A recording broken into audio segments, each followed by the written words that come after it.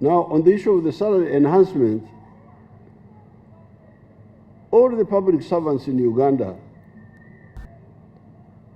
will be enhanced.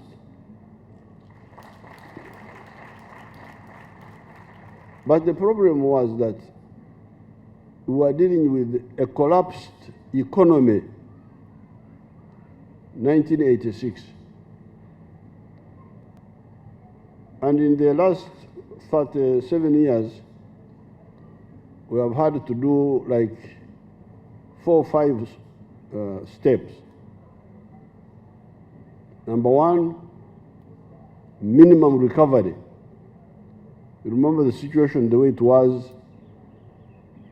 The whole economy was informalized. It was magendo, smuggling, kibanda, black market,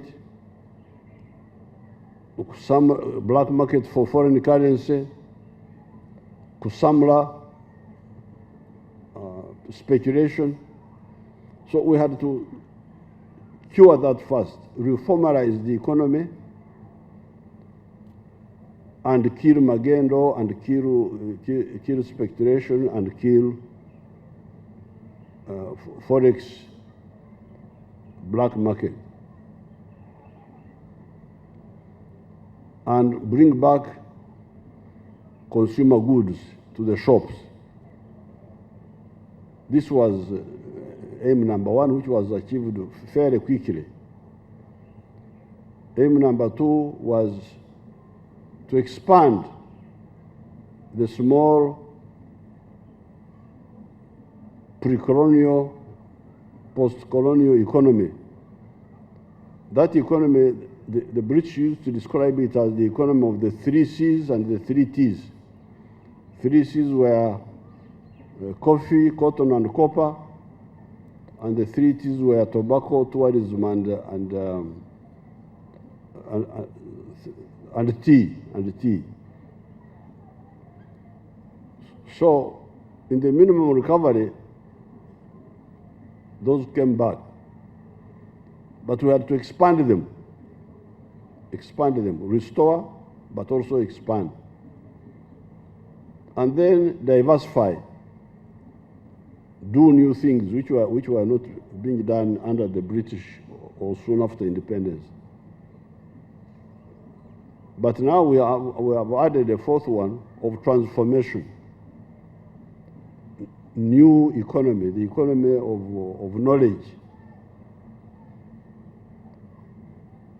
You have heard how our people are fabricating, designing, and fabricating vehicles and so on. And the pathogenic economy, the vaccines and all that, the pharmaceuticals. Now, this is the struggle we have been involved in. But as the economy was recovering and growing, tax collection was also improving. And we could not pay more unless we collected more. Number 5 in those efforts was the infrastructure development.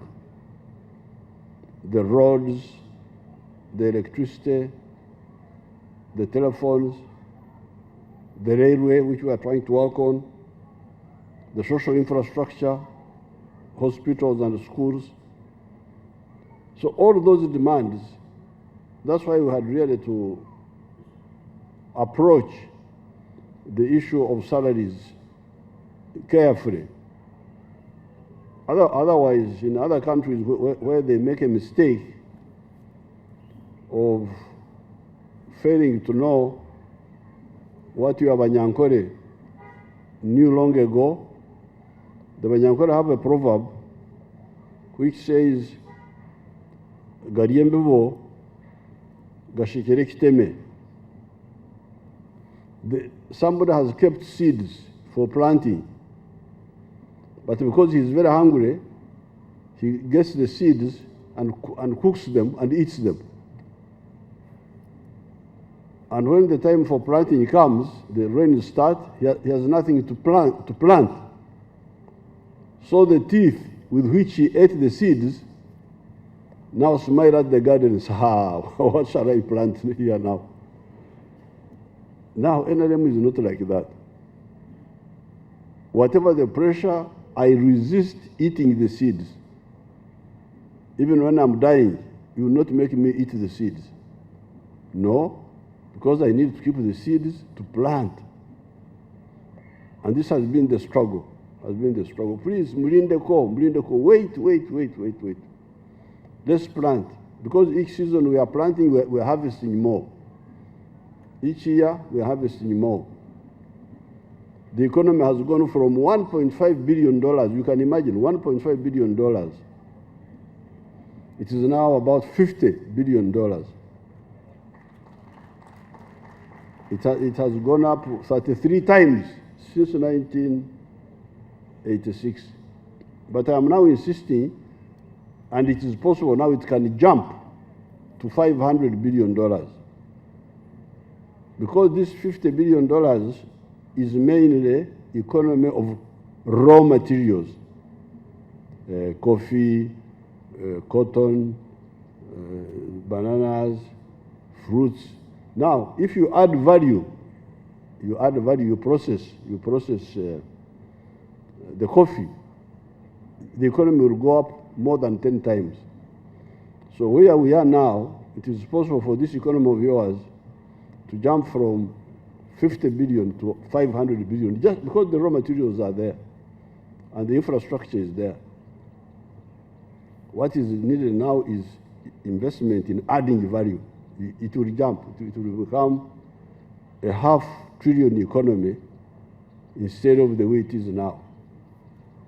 You will be approaching those countries which you keep talking about, South Korea, what have you. We can overtake them very quickly because we have everything. For them, they don't have what we have. For us, we have got all the raw materials, but we have also got now an educated population which has got education. We can really jump and become a modern country. So that's why we have been trying to say, please, don't insist on eating the seeds. Let's eat something, but keep seeds for planting.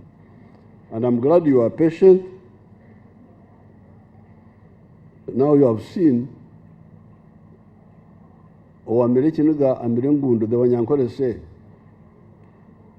if your father annoys you, but you don't show him anger, when he's dying, he will bequeath you everything.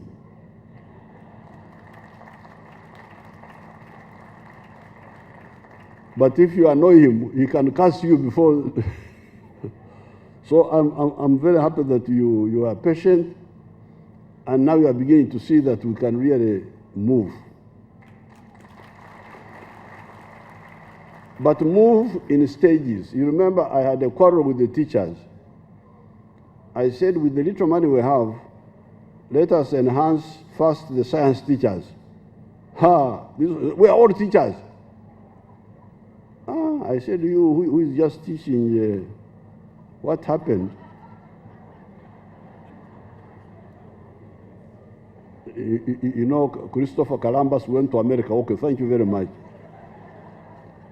You have informed me, but we need a doctor to treat somebody who is dying. Can you treat a doctor with Columbus?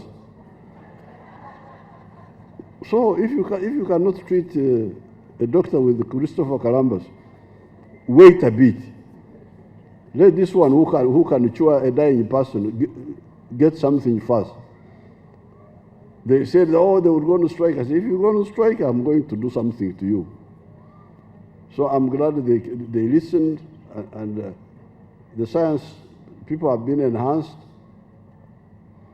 We had to enhance the army people because those army people of yours have really defended your country for a long time. And these old men were retiring, these old generals. And I said it would be very bad for these old men to retire and they go in poverty in the villages when they have spent 40 years, 50 years defending the country. So we were able to do something for for those army people. Then now, at the very beginning, when Chief Justice Odoki was in charge, by the time of the CA, I said no. Although we are all very hungry, you know, I am an expert in managing scarcity. If you have got scarcity in your home, you come and hire me. You will see how I will help you. Scarcity of resources. Because in the bush, we had scarcity of food. But whatever little food we had to say, you give to the sentry. Sentry is the soldier who is on duty, who is guarding. We the rest of us can be hungry, and when you are hungry, you doze. Hunger is very good for dozing. If you want to doze, you keep hungry. So we would be dozing, but the one on central duty should be the one to get the food so that it is alert. When the enemy comes, he's the one to alert us. If you say we all become hungry democratically, you'll all die.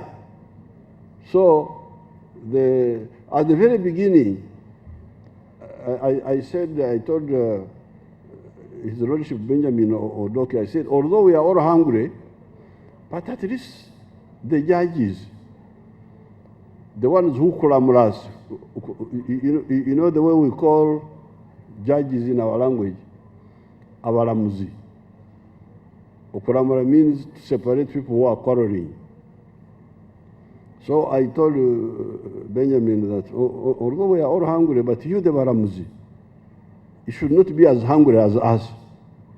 So that at least when we come quarreling before you are alert, you are able to say, you are the. That's how we started paying the judges 3-point-something million, that time, 1995, 96, when the president was getting 150,000 shillings. That was the salary of the president. But the judge was getting 3-point-something million. So we are very conscious of this, that because of those specific roles of peacemaking in society, although we are all hungry, but you get something first. For us, even if we are hungry, if the separator, the mulamuzi, is not hungry, there is some hope of stability.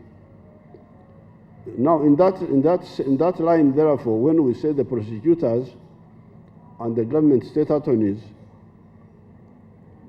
go in the front of the queue to get something slightly more than the others, it is in that spirit of prioritizing who can give us